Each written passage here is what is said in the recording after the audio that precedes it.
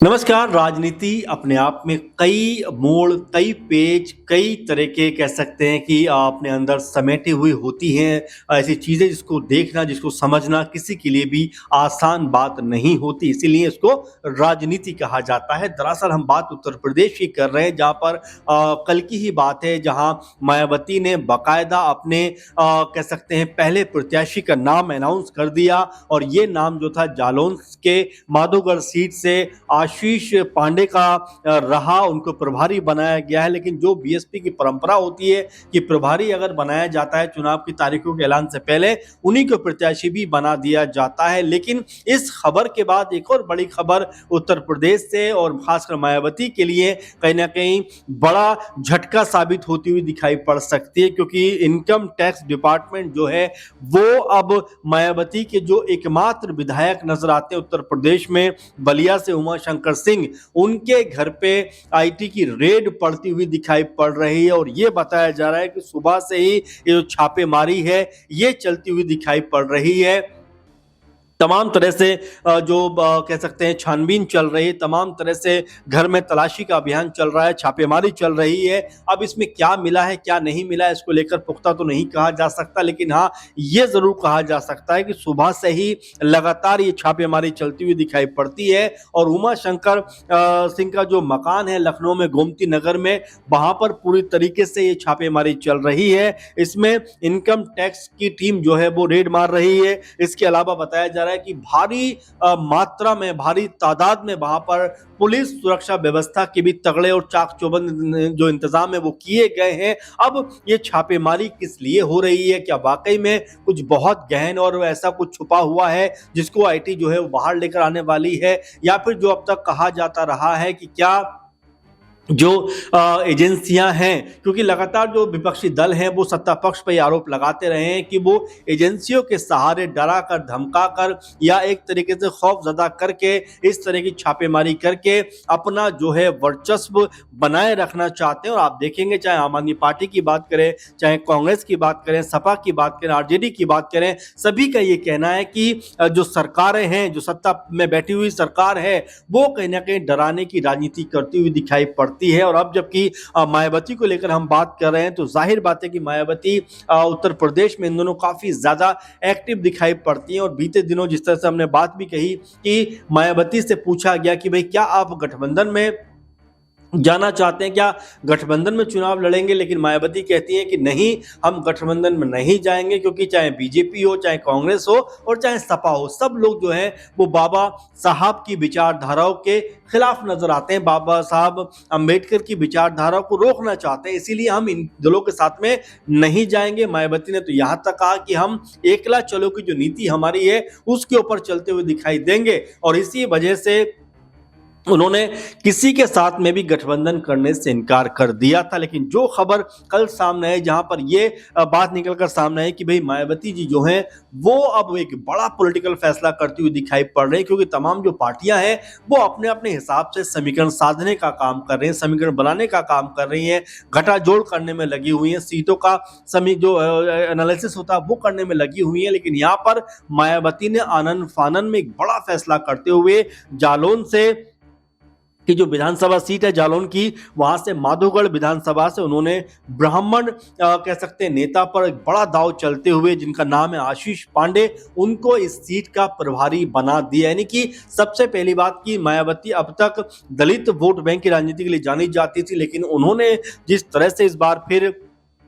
जो सामाजिक ढांचा है उसको साधने का प्रयास करते हुए जिस तरह आशीष पांडे को यानी ब्राह्मण चेहरे को टिकट दिया है, उससे ऐसा मानकर चला जा रहा है कि वो कहीं ना कहीं अब समाज के सभी वर्गों को साधना चाहती हैं, सभी वर्गों को साथ लेकर चलना चाहती हैं। इसी मद्देनजर उन्होंने ब्राह्मण जो नेता हैं आशीष पांडे, उनको बाकायदा माधोगढ़ सीट का प्रभारी बना दिया। और जैसा कि बीएसपी के अंदर लगातार ये परंपरा देखने को मिली है कि जिन चेहरों को चुनाव से पहले प्रभारी बनाया जाता है उन्हीं को टिकट भी दे दिया जाता है। तो क्या ये मानकर चला जाए कि यहां से मायावती ने अभी स्पष्ट संकेत दे दिया है विरोधी खेमों को कि भाई एक धर्म जाति की राजनीति वो नहीं करने वाली, बल्कि तमाम जो जातीय समुदाय हैं उनको साधने का प्रयास वो करेंगे। क्योंकि कुछ दिनों पहले मैं देखा कि जब एक फिल्म आई थी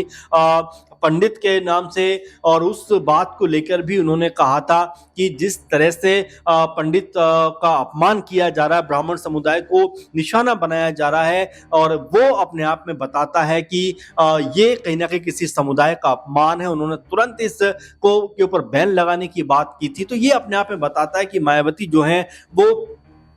किस तरह से और तमाम समुदायों को साधने का प्रयास कर रहे हैं और तमाम समुदायों को साथ लेकर चलने का प्रयास कर रहे हैं, क्योंकि हमने देखा कि मायावती ने 2007 में भी इसी रणनीति के तहत, इसी फॉर्मूले के तहत उत्तर प्रदेश में पूर्ण बहुमत की सरकार बनाई थी। उस समय भी जो सामाजिक ताना बाना है इसको उन्होंने अच्छे से ऑब्जर्व करते हुए, समझते हुए और उसके हिसाब से रणनीति बनाई थी, और उस समय मायावती ने 200 से भी ज्यादा सीटें हासिल कर अपने दम पर उत्तर प्रदेश में सरकार बनाई थी। लेकिन 2012 के बाद से लगातार देखा जा रहा है कि मायावती का जो मजबूत कद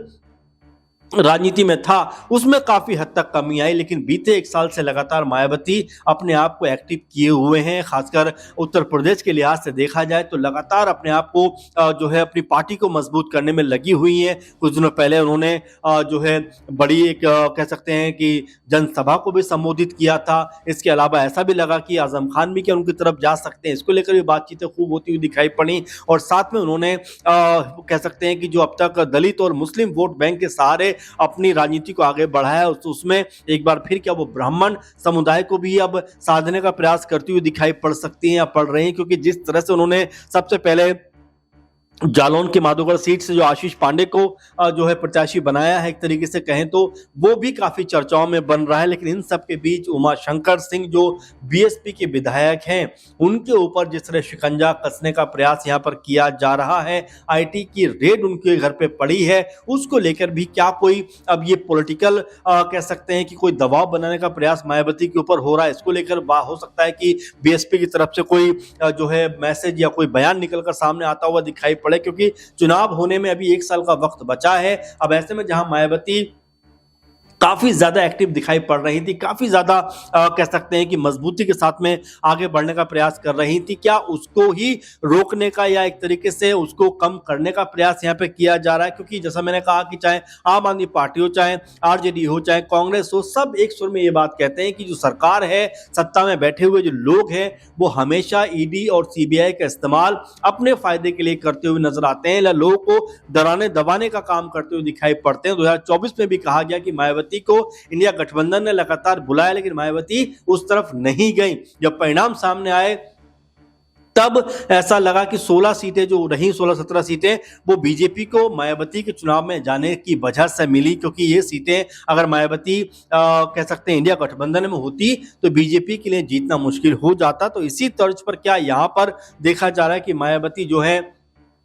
अपनी पार्टी को जिस तरह मजबूत कर रही है, तो क्या उनके ऊपर दबाव बनाने का प्रयास किया जा रहा है? क्योंकि कई दल ऐसा कहते हैं कि सत्ता पक्ष के जरिए दबाव बनाया जाता है, तो क्या मायावती उसी तरह की चीजों के साथ में अब कह सकते हैं कि डील करती हुई नजर आएंगी, लड़ती हुई नजर आएंगी? उनके विधायक के खिलाफ अगर ये पूरा मामला बना है तो अब इसमें मायावती का स्टैंड क्या रहने वाला है, ये देखना होगा। साथ में उमा शंकर जो सिंह बीएसपी के विधायक है, इनके घर पे जो लखनऊ स्थित गोमती नगर में घर है, उसके घर पे जो रेड पड़ी है उसमें क्या कुछ निकल कर आ पाता है, ये भी देखना होगा। लेकिन हाँ, ये जरूर कहा जा सकता है कि उत्तर प्रदेश में जो राजनीतिक सरगर्मियां हैं चुनाव को लेकर बहुत तेज होती हुई दिखाई पड़ती हैं। अब यहाँ पर मायावती के कह सकते हैं बयान का इंतजार रहेगा कि इस पूरे मामले पर वो क्या कहती हुई नजर आती है।